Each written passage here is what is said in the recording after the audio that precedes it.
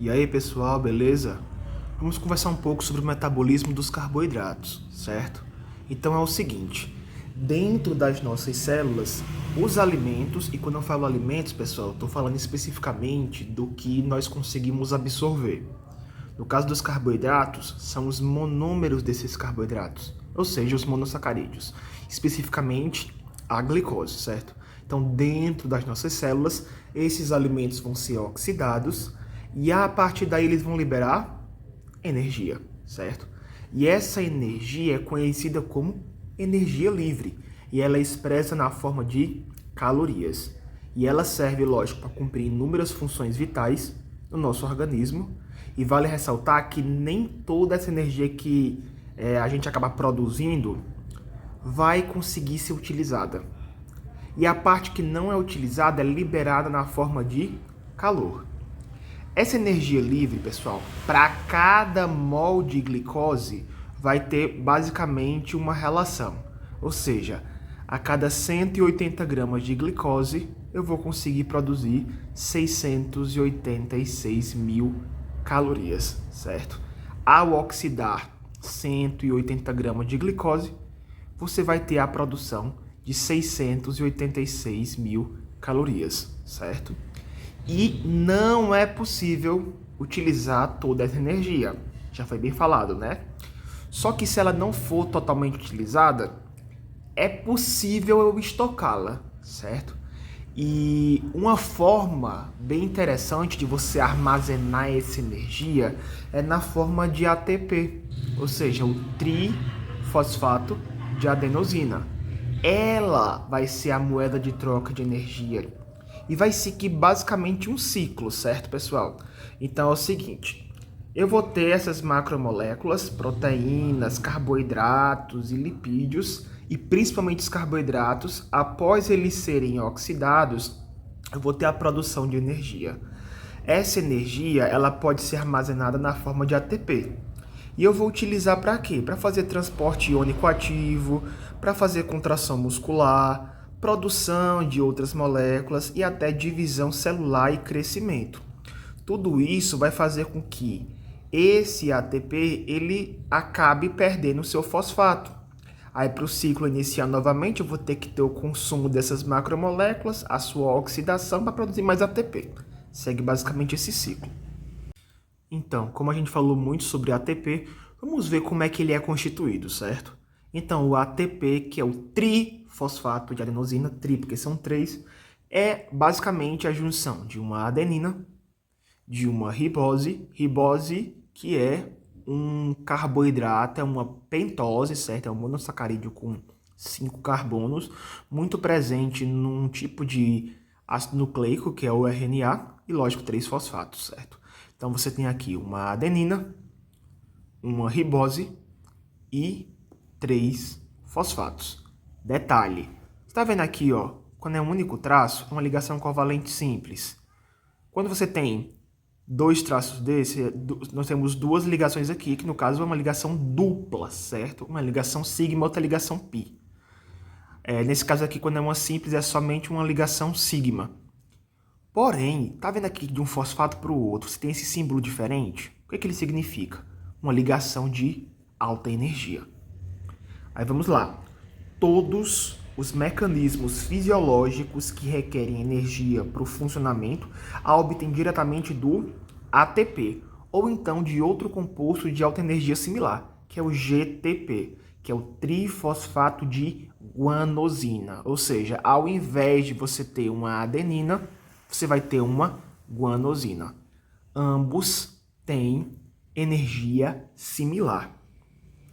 Existe, pessoal, pouca frutose e galactose no sangue circulante, pois após a absorção pelo trato gastrointestinal, grande parte da frutose e galactose são rapidamente convertidas em glicose no fígado. Por isso que a gente fala muito desse metabolismo da glicose, porque ele é o monossacarídeo que está em maior quantidade circulante no sangue. Porque a pouca frutose e galactose que tem, além de estar em uma pequena quantidade, grande parte dela vai ser convertida em glicose lá no fígado, certo? Assim, cerca de 95% dos monossacarídeos circulantes no sangue são a glicose. Beleza? E como é feito esse transporte da glicose através da membrana plasmática? Plasmalema é outro nome, tá, pessoal? Você pode chamar de membrana celular, membrana plasmática, membrana citoplasmática ou plasmalema. Então você vê que o peso máximo para uma substância fazer difusão simples é no máximo 100, falando do peso molecular, certo? A glicose, ela tem um peso molecular de 180. Desse modo, ela atravessa a membrana por meio de proteínas carreadoras da glicose, do meio mais concentrado para o meio menos concentrado. Então é o seguinte, ela não consegue atravessar diretamente a membrana plasmática por difusão simples, porque ela tem um peso molecular acima do máximo suportado. Então o que ela vai fazer? Você vai ter proteínas carreadoras, proteínas transportadoras de glicose, que vão transportar. Se tiver mais concentrado fora da célula, maior quantidade de glicose do que dentro da célula, então ela vai ser transportada do meio mais concentrado para o meio menos concentrado. Que tipo de transporte é esse? É um transporte do tipo difusão facilitada, que é um transporte passivo, tá? Quando a gente fala de transporte passivo, pode ser uma difusão simples, uma difusão facilitada ou osmose. Difusão simples, você tem passagem do meio mais concentrado para o menos concentrado diretamente pela membrana plasmática. Difusão facilitada é o transporte do meio mais concentrado para o meio menos concentrado por meio de proteínas, carregadoras, facilitadoras. E a osmose é o transporte de água, certo? De solvente, de um meio agora menos concentrado para um mais concentrado em soluto, beleza? Mas no caso da glicose aqui, tá, pessoal? O transporte do mais concentrado em glicose para o menos concentrado em glicose. Aí temos aqui uma exceção, tá? A exceção é o transporte da glicose na membrana do trato gastrointestinal ou nos túbulos renais, pois lá a glicose é transportada pelo mecanismo do cotransporte ativo de sódio e glicose. Então aqui já não é mais um transporte passivo, aqui é um transporte ativo. No caso do trato gastrointestinal e dos túbulos renais. Os demais é um transporte passivo. Eu acho que muitos de vocês já ouviram falar essa palavrinha aqui, ó, insulina. Ah, fulano tá com diabetes tipo 1, então ele faz injeção de insulina. Essa insulina, pessoal, ela é produzida pelas células beta do pâncreas, tá? Então são células beta pancreáticas. Então elas vão facilitar a entrada da glicose nas células. Aí um detalhe aqui, tá, pessoal? Com exceção das células cerebrais e hepáticas, a glicose consegue entrar nas células sem a necessidade da insulina. Então, ou seja, as demais células do nosso corpo, com exceção das células cerebrais, dos neurônios e dos hepatócitos, ela consegue passar sem precisar da ajuda da insulina, certo? Mas para as células cerebrais e hepáticas é necessária a insulina. Aí vem um porém. Entretanto, essa quantidade é muito pequena para suprir o necessário ao metabolismo energético.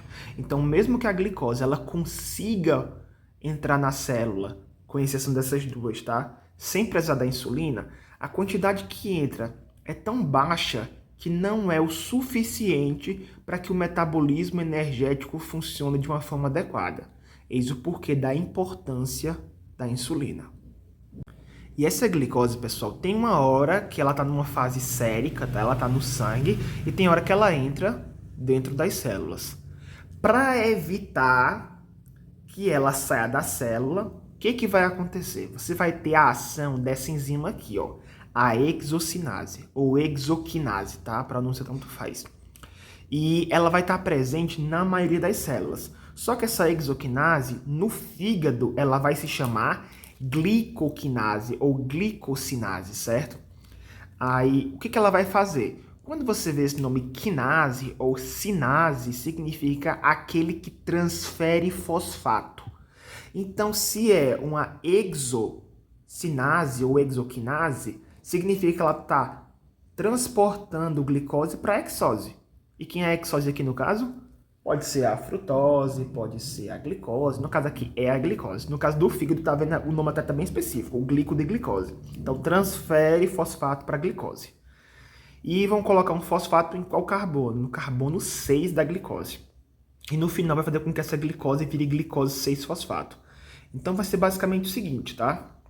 Essa glicose, por meio, se for no fígado, da glicoquinase, se for nas demais células, da exoquinase, com gasto de ATP, tá, pessoal? Por quê? Porque esse ATP vai pegar um grupo fosforil dele e transferir para a glicose. Para qual carbono da glicose? Para o carbono 6. Então você vai ter uma glicose 6-fosfato. Glicose 6 por quê? Porque no carbono 6 você vai ter um fosfato, certo? E olha, esse processo ele é irreversível, mas sempre tem uma exceção. Por quê? Nos hepatócitos e nas células do epitélio dos túbulos renais, esse processo vai conseguir ser reversível. Por quê? Porque lá vai ter uma enzima chamada glicose fosfatase. E essa glicose fosfatase ela é capaz de converter essa glicose 6-fosfato em glicose novamente. Mas nas demais células, a glicose ela não vai conseguir, depois de virar glicose 6-fosfato, voltar a ser glicose. E como nas nossas membranas plasmáticas nós não temos alguns transportadores de grupos com fosforil, então essa glicose vai ficar dentro da célula, certo? Ela não vai conseguir sair. Então, de uma forma bem resumida, porque eu vou explicar um pouquinho melhor nas próximas etapas, para você, esse processo de glicogênese, tá? Que é a formação do glicogênio, você vai ter aqui uma glicose sérica, certo? Tá jogada na corrente sanguínea. Se ela entrar no hepatócito, a célula do fígado, quem é que vai agir? A glicoquinase ou glicosinase. Ela vai fosforilar essa glicose no carbono 6 para virar glicose 6-fosfato. Essa glicose 6-fosfato, depois ela vai virar glicose 1-fosfato. Essa glicose 1-fosfato vai virar a uridina de fosfato-glicose para conseguir, lógico, com várias delas, conseguir formar o glicogênio. E esse glicogênio ele é armazenado majoritariamente aonde? No fígado e nos músculos. E a reação inversa, tá? O glicogênio vai sofrer a ação da enzima fosforilase, vai virar glicose 1-fosfato, depois glicose 6-fosfato.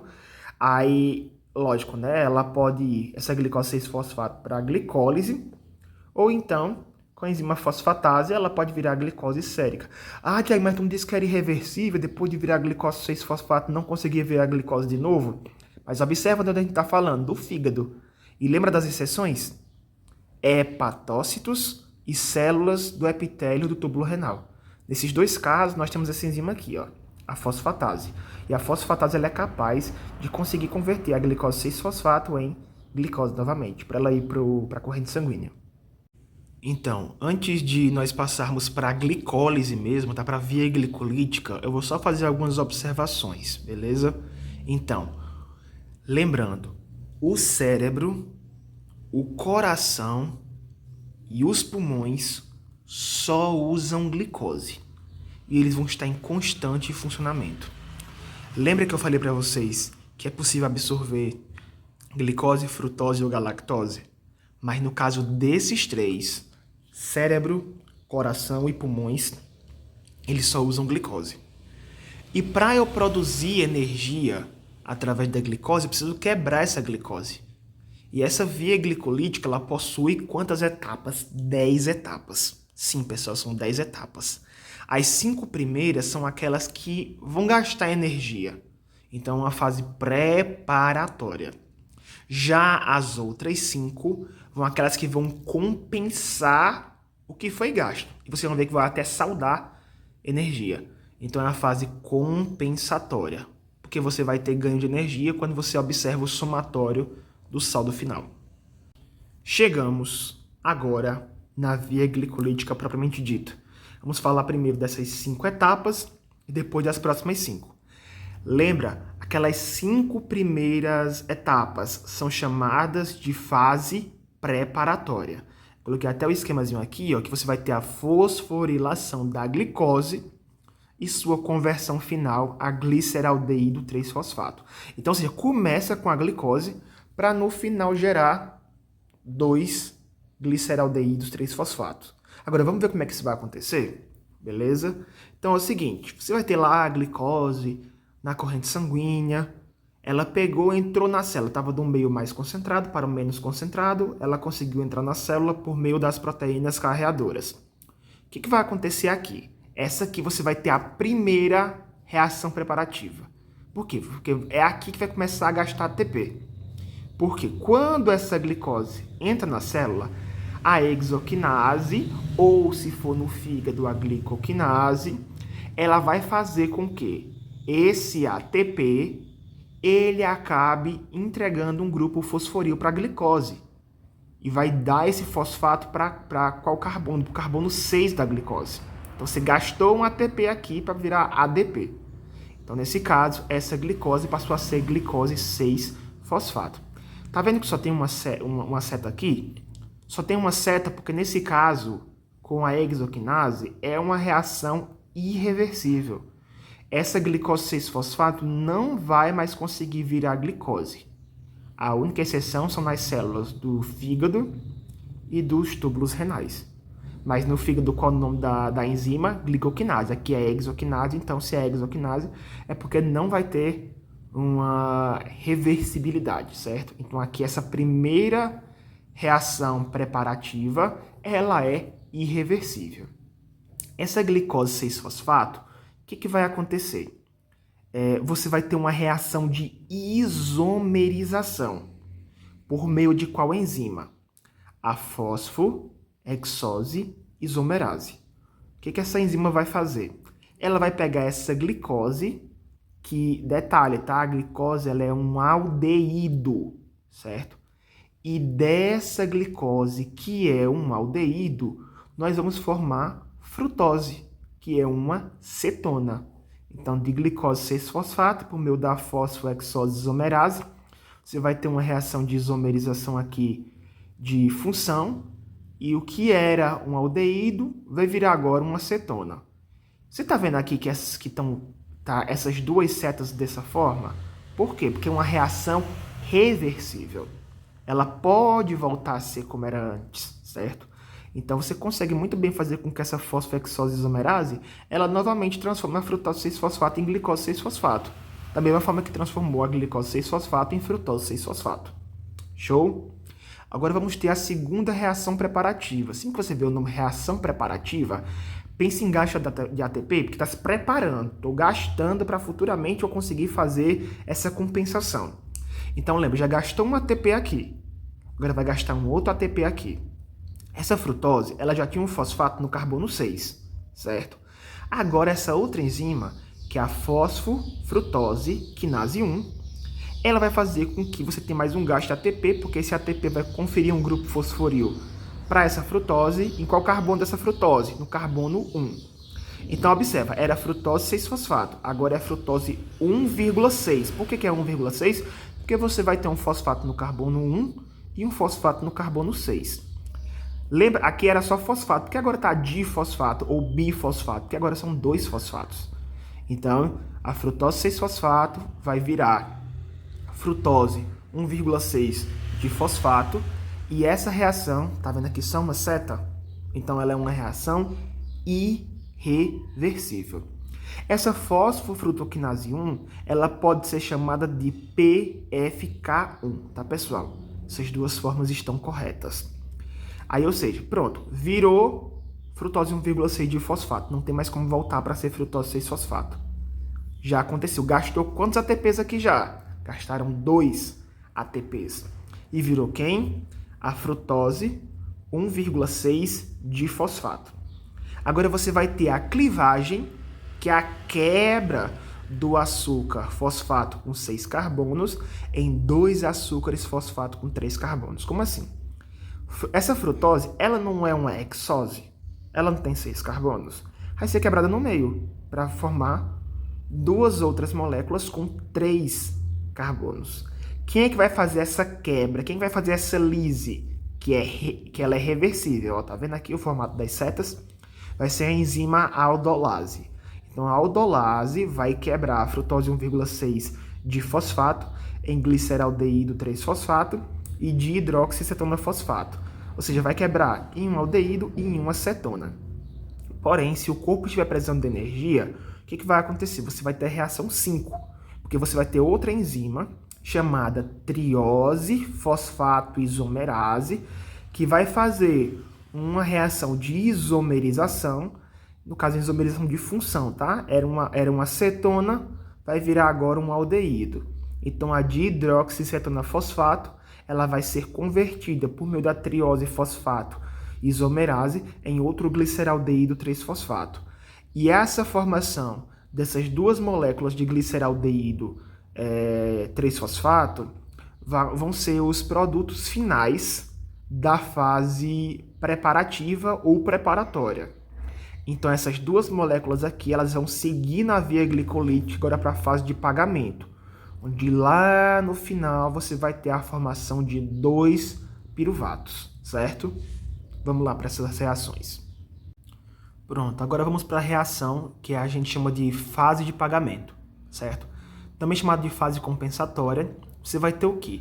A conversão oxidativa dessas duas moléculas aqui, ó, que é de gliceraldeído 3-fosfato em piruvato. Então, no final, o que vai formar?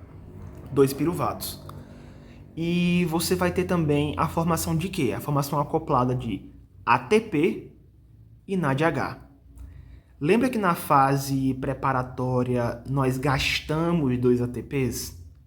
Aqui nessa fase de pagamento você vai ter a formação de 4 ATPs. Então o seu saldo energético vai ser de quê? De 2 ATPs, beleza? Como é que vai acontecer? Eu vou explicar nessa parte aqui, mas o que estiver acontecendo aqui, pessoal, vai acontecer aqui também, certo? Então vamos lá.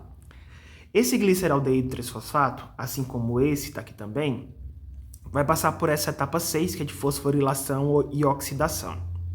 O que vai acontecer? Essa enzima aqui, ó, que é a gliceraldeído 3-fosfato desidrogenase, ela vai fazer com que esse gliceraldeído ele perca um dos seus hidrogênios, certo? Ele passe por uma reação de oxidação, no qual esse NAD+, o NAD+, pessoal, é a forma ativa de uma vitamina do complexo B, que é a vitamina B3 ou niacina, também chamada de ácido nicotínico. Então, esse NAD+, vai oxidar esse gliceraldeído 3-fosfato para que ele vire o 1,3-bifosfoglicerato. Só que não é só a ação do NAD+, que vai fazer com que o gliceraldeído 3-fosfato vire 1,3-bifosfoglicerato. Você vai ter a transferência de um fosfato inorgânico. Se é um fosfato inorgânico, não é aquele fosfato lá do grupo fosforil. Então, automaticamente, você não vai ter gasto de ATP aqui, viu, pessoal? Você vai ter só essa fosforilação. Então, esse fosfato inorgânico vai fosforilar o gliceraldeído 3-fosfato em qual carbono? Tá? No carbono 1. Então, você tinha um fosfato no carbono 3. Agora, você tem um fosfato no carbono 1 e no carbono 3. Por isso que ele é um bifósforo. E ele deixou de ser gliceraldeído para ser fosfoglicerato porque ele sofreu uma oxidação pelo NAD+. O NAD+, como ele vai oxidar o gliceraldeído 3-fosfato, ele vai acabar sendo reduzido. Ó, tudo aquilo que faz uma oxidação sofre uma redução. Assim como tudo aquilo que vai fazer uma redução sofre uma oxidação, certo? A redução, tá, pessoal, é ganho de elétrons. E a oxidação é perda de elétrons. Então vamos lá. Esse gliceraldeído 3-fosfato, por meio da enzima gliceraldeído 3-fosfato desidrogenase, vai fazer com que esse NAD+, oxide o gliceraldeído 3-fosfato e, ao mesmo tempo, esse gliceraldeído 3-fosfato ele vai ganhar um fosfato inorgânico e, no final, ele vai se transformar em 1,3-bifosfoglicerato. Essa reação é reversível ou irreversível? Ela é reversível. Então, esse gliceraldeído 3-fosfato desidrogenase, ele consegue transformar o 1,3-bifosfoglicerato em gliceraldeído 3-fosfato novamente. Mas vamos lá. Esse 1,3-bifosfoglicerato, ele vai sofrer a ação de uma enzima aqui na reação 7, que é chamada de fosfoglicerato quinase. Lembra que quinase é sempre aquilo que transfere elétrons, que transfere fosfato, perdão? Então é o seguinte, tá? Só que agora, essa transferência do fosfato vai ser do próprio 1,3 bifosfoglicerato para esse ADP aqui. Então esse ADP ele vai ganhar um fosfato do 1,3 bifosfoglicerato. Qual fosfato? Esse fosfato aqui que ele tinha acabado de ganhar, certo? Que estava aqui que está no carbono 1. Então ele vai ser transferido para o ADP e o ADP vai virar um ATP. Opa, formou ATP. Pessoal, se formou ATP aqui, tá formando ATP aqui também. Lembra que eu falei para vocês que o que estiver acontecendo nesse gliceraldeído-3-fosfato está acontecendo nesse outro gliceraldeído-3-fosfato? Então só aqui, ó, já pagou o que ele tinha perdido. Ele tinha perdido 2 ATPs, já ganhou os 2 ATPs aqui, mas vai ganhar mais. Por quê? Então vamos lá. Essa fosfoglicerato quinase vai fazer com que o 1,3 bifosfoglicerato perca um dos seus fosfatos e vire só o 3-fosfoglicerato. Aí esse 3-fosfoglicerato, você, sim, observa, tá, pessoal? Essa também é uma reação que a gente chama de reversível, tá? Então, essa fosfoglicerato quinase consegue transformar o 3-fosfoglicerato novamente em 1,3 bifosfoglicerato. Mas vamos aqui, chegamos no 3-fosfoglicerato. Você vai ter apenas uma mudança de posição desse fosfato. Então, você vê que esse fosfato estava aqui no carbono 3. Agora vai para o carbono 2. E quem é que vai fazer essa isomerização de posição? É a fosfoglicerato mutase. Então, ela vai fazer com que o 3-fosfoglicerato passe a ser 2-fosfoglicerato. É uma reação também reversível, beleza? Esse 2-fosfoglicerato vai sofrer a ação de uma enzima chamada enolase, tá? Essa enolase vai fazer com que esse 2-fosfoglicerato sofra uma reação de desidratação, ou seja, de perda de água, certo? Então, esse 2-fosfoglicerato perdeu uma molécula de água e agora virou o quê? Fosfoenolpiruvato, também chamado de PEP, tá, pessoal? Aí o que você vai ter? Agora você vai ter a segunda reação formadora de ATP, ou seja, uma fosforilação no nível do substrato. Aqui nós já tínhamos formado 2 ATPs. Vão ser formados mais 2 ATPs aqui. Então você vai ter no final um saldo de quanto? De 2 ATPs, ou seja, produz-se 4 ATPs, mas saldam-se 2 ATPs. Quem é que vai fazer essa transformação do fosfenolpiruvato para o piruvato ou ácido pirúvico? Vai ser a piruvato quinase. Quinase, normalmente, que transfere fosfato. Só que vai transferir fosfato para quem? Vai transferir o fosfato aqui do fosfenolpiruvato para esse ADP. E esse ADP vai pegar esse fosfato e vai virar ATP. Isso tudo por conta dessa enzima aqui, tá, pessoal? A piruvato quinase. Então, ou seja, formou ATP aqui, formou ATP aqui. Ao final, formam-se 4 ATPs e saldam-se 2 ATPs. E o que era fosfenolpiruvato vai passar a ser piruvato.